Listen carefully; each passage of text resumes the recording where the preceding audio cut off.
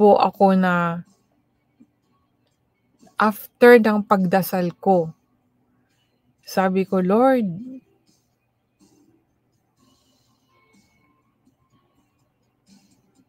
ipakita mo naman ang sagot. At ito po yung sagot. Dahil magkatugma or may konting hawig po sa dinasal ko. Sa dasal ko po, no? Kaya amazed na amazed ako kay Lord. Sabi ko, Lord, sagutin mo naman, magpakita ka naman sa akin. At ito po, babasahin ko po ang mga salita mo. Before ko binuklat ang Bible. Na, Lord, kausapin mo naman ako. Yan po yung mga ano ko, no? Na, sagutin mo yung dasal ko, Lord. And then, nabuklat ko po sa Bible ko, ito pong chapter, nasa Psalm chapter 32 po actually, no? 32. Ang bumuklat dito is 32 at ano pa ba yung kasama? Ito, marami po. 32, 33, 34, 35, no? Yan po ang mga bumuklat. Kasi konti lang naman to eh. 32 is verse 1 to 11. Tapos 33 verse 1 to 22. Chapter 34 verse 1 to 22 din. Chapter 35 verse 1 to 16. Ito po yung mga nabuklat. Tapos yung 31 ay nasa kabila po siyang page, no? And then may binasa ko po itong 33 at saka 32.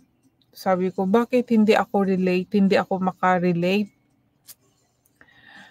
Naghahanap ako ng words na makarelate sa dinasal ko, yung kung ano yung dasal ko kay Lord.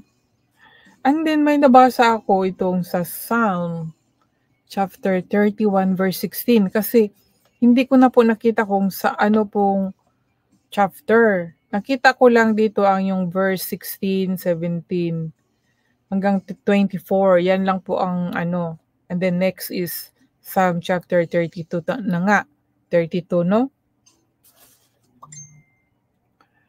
And then binasa ko po itong verse 16 in English King James po. Sabi kasi dito, make thy face to shine upon thy servant, save me from thy mercy's sake.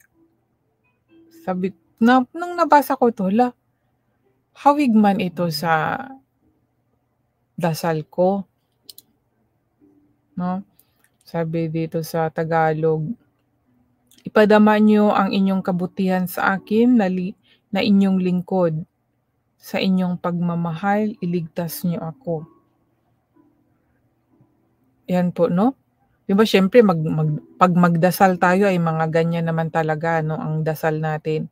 Hingi tayo ng kaligtasan, protection, sa mga ibang pang mga gusto natin, di ba?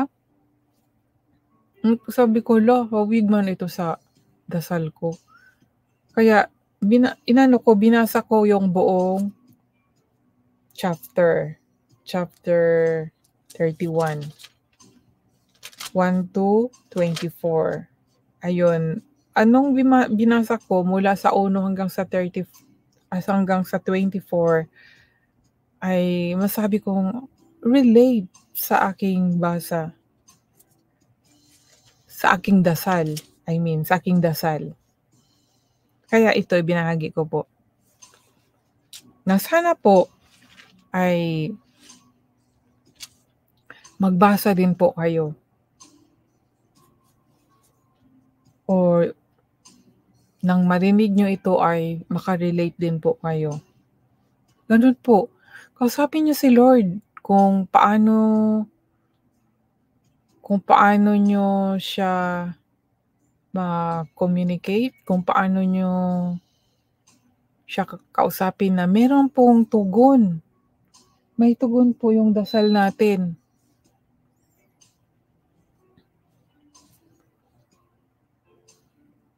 Kaya kausapin ninyo si Lord na magpakita siya sa inyo. Si King David nga, yun nga ang ano niya, na ano ba yun, yung nagdasal siya na magpakita ang Panginoon, magparamdam. Kagaya dito sa Psalm chapter 31 verse 16. Sabi niya, 'di ba? Ipadama niyo ang inyong kabutihan sa akin na inyong lingkod. Ganoon po mga kaibigan. Ako, gano'n din, naghihingi din ako na, "Lord, sagutin mo naman, ipakita mo naman sa akin kung sinagot mo ako." Tapos 'yun na nga, pagkatapos ng dasal ko, sabi ko, "Lord, 'di ba sabi mo, kinakausap mo ang tao sa pamamagitan ng iyong mga salita na nandito po sa Bible. So bago ko po bubuklatin ito, kausapin mo po ako, bigyan mo po ako ng salita mo. Pakita mo po sa akin na totoong nandiyan ka at narinig mo ako." Yun na nga, ito na yung sagot mga kaibigan. Actually nung binasa ko ito naisip ko na, hindi ko na lang ito i-share. Pero hindi pala, Ito ngayon share ko rin. Baka ito ang gusto ni Lord na ibahagi ko kung ano yung naranasan ko ngayon mismo, 'no? Kasi before po ako nag-start ay nagdasal po ako at yun nga, na-amaze po ako na hawig po talaga kasi sabi ko, "Lord, magpakita ka naman sa akin, Lord. Alam ko na nandiyan ka pero hindi ko na ramdaman, parang malayo ka na sa akin. Parang hindi ko na nadarama ang pag-ibig mo, Lord, kasi maraming problemang dumarating sa buhay ko, maraming mga gano'n, gano'n." Pero hindi pala mga kaibigan, gaya nga ng sabi ni King David, 'no? Kaya nakaka-amaze po talaga, na-amaze po talaga ako, ito yung binigay ni Lord sa akin, na nagparamdam talaga na siya, nandiyan siya, na alam niya ang ating mga ginagawa, iniisip. Sa totoo lang talaga mga kaibigan, this is also part of my testimony, na-amaze po talaga ako. Actually, sabi ko nga, itong Psalm chapter 31, i-keep ko na lang sa sarili ko, na i-remember na si Lord talaga ay tumutugon talaga siya, na sumasagot talaga siya, pero hindi, Bakit naisip ko ba, before muna ako mag-share ng mga ibang verses, i-share ko muna ito kasi dasal din ito, dasal ni King David kasi ito.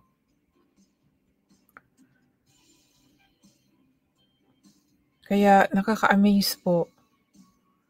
Masasabi ko talaga na amazing talaga ang Diyos. Sa totoo lang 'no, kahit na yung na-experience ko po back, 2012, na-amaze ako, parang hinahanap ko yung presensya na yung milagro ng Panginoon ba sa buhay ko 'no. Pero nandito pa rin, hanggang ngayon. Kasi may mga bagay po talaga tayo na minsan sa sobrang busy natin, ay sabi ko nga, "Lord, hindi na talaga ako yung gaya ng dati na binubuklat ko talaga yung Bible." Ngayon po ay medyo share na lang ako. Kumukuha na lang ako ng verse, binasa, and then share yun na lang. Hindi kagaya nung dati na talagang nagbabasa ako yung one chapter, binubulay ko talaga 'yan. Hindi ko na nagawa. Kaya sabi ko, "Lord, patawarin mo ako Lord, kasi hindi ko na nagawa kung ano yung ginawa ko dati." Pero Lord, hindi ko pa rin ihinto talaga ang pag-share sa'yo. Kaya minsan, sa dami ng problema kasi 'no, kahit na kay Lord tayo 'no, makakaranas pa rin tayo ng problema. Sa dami ng problema minsan, parang gusto mo ng bumitaw, parang gusto mo ng huminto. Kasi yung kaaway ng Diyos yan, eh. Ayaw niya kasing isalita ang salita niya, kaya papa-discourage. Pero hindi pa rin, kasi ang gratefulness ko kay Lord, ang ginawa niya sa buhay ko ay walang kabayaran yun. Sobrang grateful, grateful, grateful talaga ako kay Lord. Kaya lang minsan sabi ko, "Lord, ipadama mo naman sa akin na nandiyan ka talaga. Yung mahal mo talaga ako, Lord, na kahit maraming mga pagsubok ay mangingibabaw yung pagmamahal mo." Hindi yung kasi may pagsubok tayo minsan nagkakaroon tayo ng tampo o sama ng loob, 'di ba?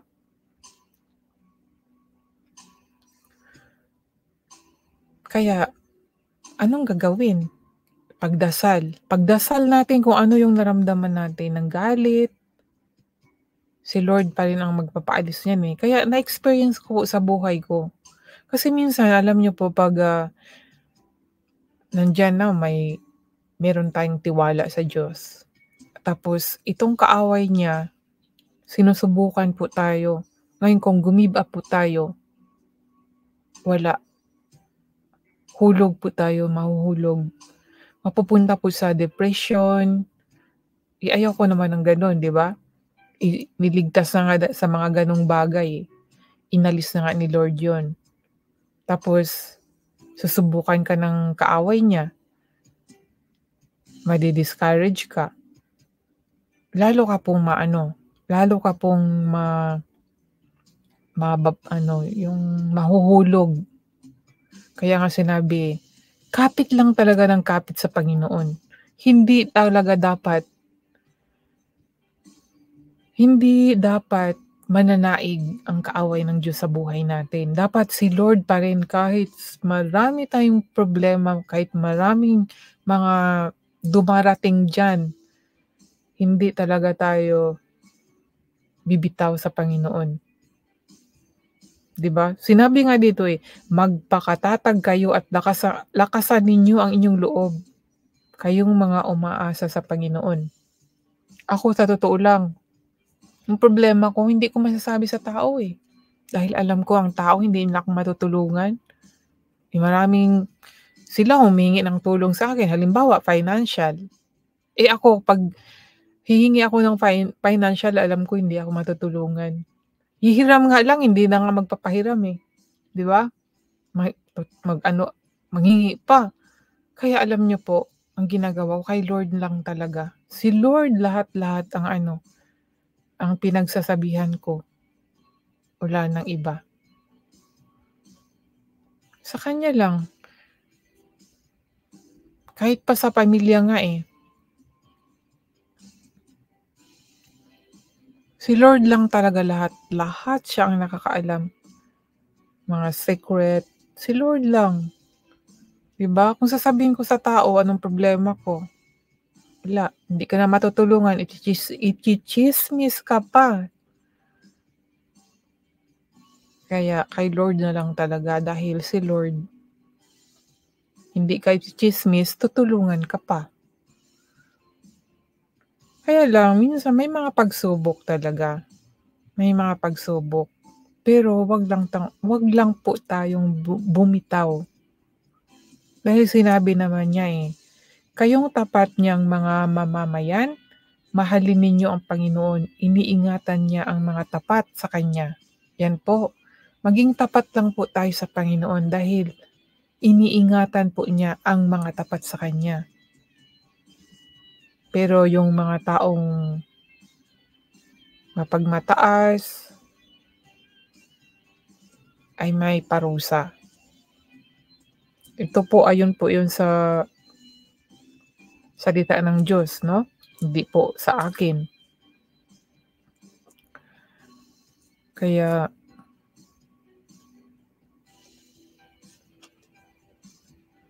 magtiwala lang po tayo sa Panginoon.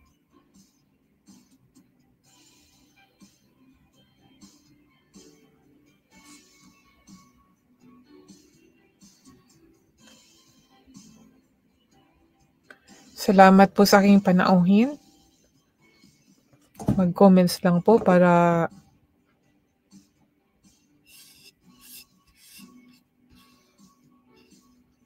ma-shout out.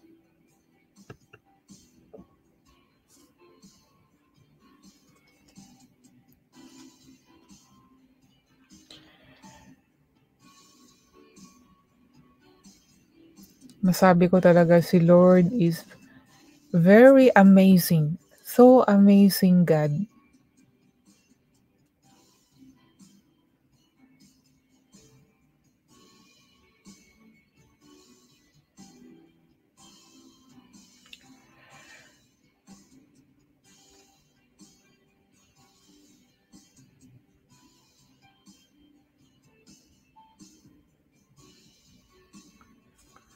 Imagine kung ano yung dasal ko ay nababasa ko. Hindi lang ito ngayon nangyayari, mga kaibigan. Kahit noon pa, minsan nasasabi ko, "Hala, alam na alam ni Lord yung dasal ko."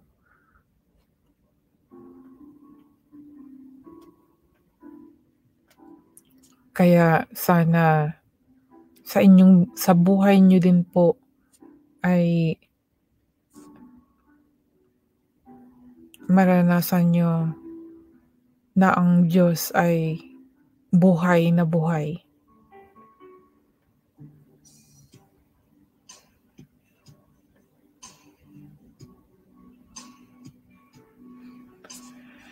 Magtiwala lang po, sumampalataya sa Kanya, kahit maraming pagsubok,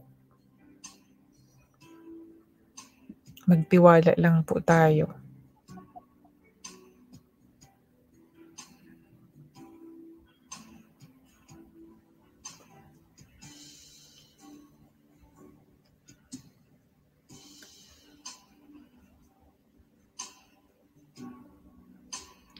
Lalo na po sa panahon ngayon, yung mga masama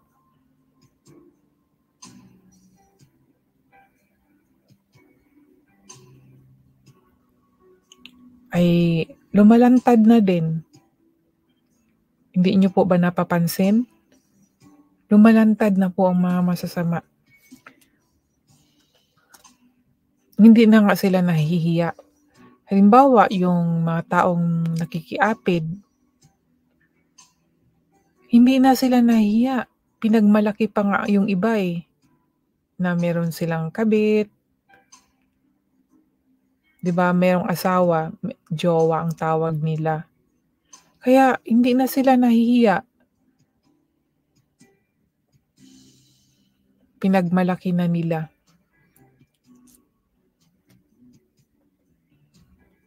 Hindi na sila nahihiya sa Panginoon. Dati 'di ba, yung mga taong gumagawa ng kalikuan, nahihiya silang malantad. Tinatago nila sa tao. Pero ngayon hindi na.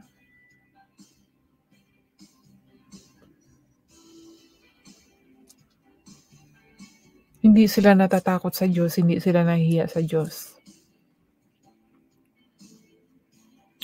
Hindi naman tayo sa naghuhusga, nag-aano lang, nag-remind na hindi po kalugod-lugod sa mata ng Diyos.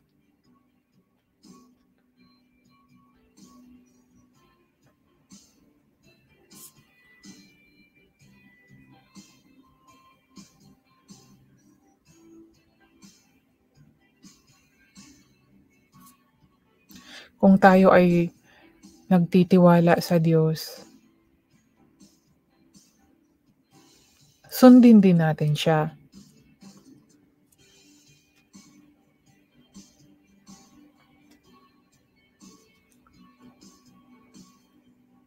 Dapat may pagsunod.